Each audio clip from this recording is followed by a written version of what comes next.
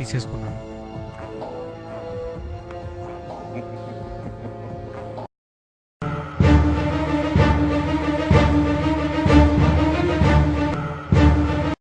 GM dress GMK వేసేసాను.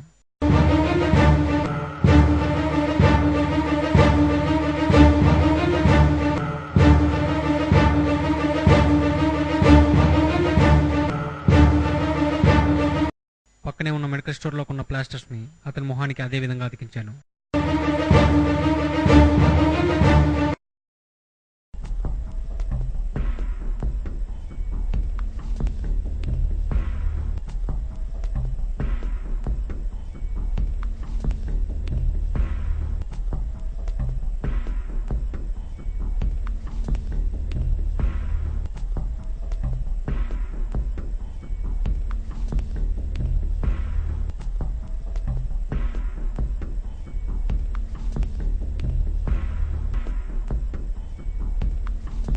Attender లోపలికి వస్తే ప్రమాదమని టీ కోసం అతన్ని బయటికి పంపించాను.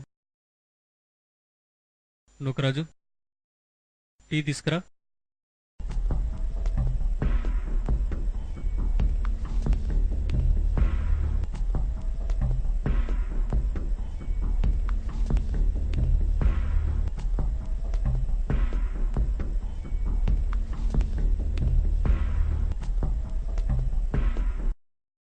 అటెండర్ వచ్చేలోపు అందరినీ తీసుకొని వెళ్ళిపోదాం అనుకున్నాను. కానీ వర్షం పడడంతో నిలిచిపోవాల్సి వచ్చింది. అందరినీ వెళ్ళిపోమన్నారు. వెళ్ళిపోదాం రండి. వర్షం పడుతున్నట్లుంది, కాసేపు ఆగి వెళ్దాం. సార్! అటెండర్ అరుపు వినపడగానే గదివైపు మొదట నేనే పరిగెత్తాను. శవం దగ్గరకు వాళ్ళిద్దరినీ రాకుండా చూశాను. దూరంగా నిలిచిపోవడంతో వాళ్ళు కూడా జేమ్ని పోల్చుకోలేకపోయారు. ఇంతకీ డబ్బెక్కడ పెట్టావు? ఈ వీధి చివర పడిపోయిన ఇంట్లో పెట్టాను.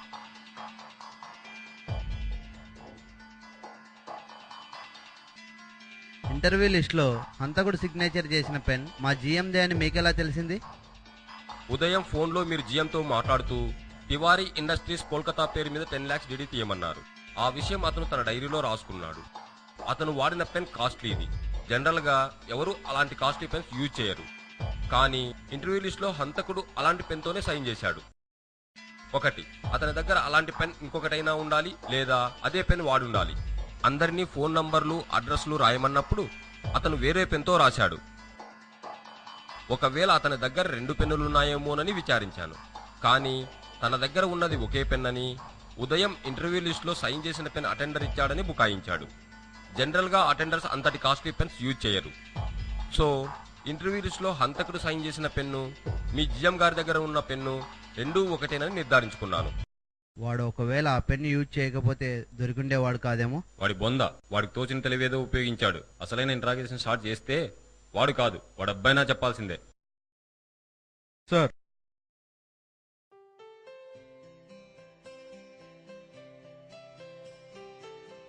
Thank you, congrats.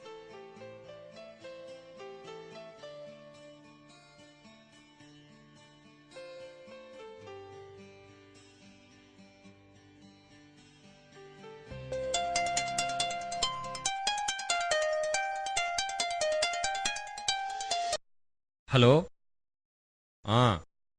అమ్మాయి దొరికిందా? అవసరం లేదు, వదిలేయండి. రేపు కోర్టుకి తీసుకొచ్చేయండి వాడిని. వాళ్ళిద్దరు స్టేట్మెంట్ రికార్డ్ చేశారు కదా.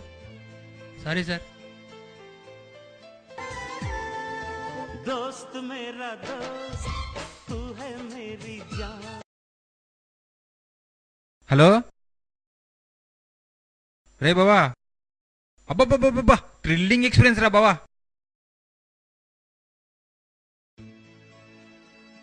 బొత్తిగా తెలివిలేని మనిషి యాడు. ఎవడయ్యా? వాడే సార్. ఎవడు? మా జీఎం చంపినాడు సార్. వాడికి తెలియలేదా? తెలివేనేడైతే మీకెందుకు దొరుకుతాడు సార్?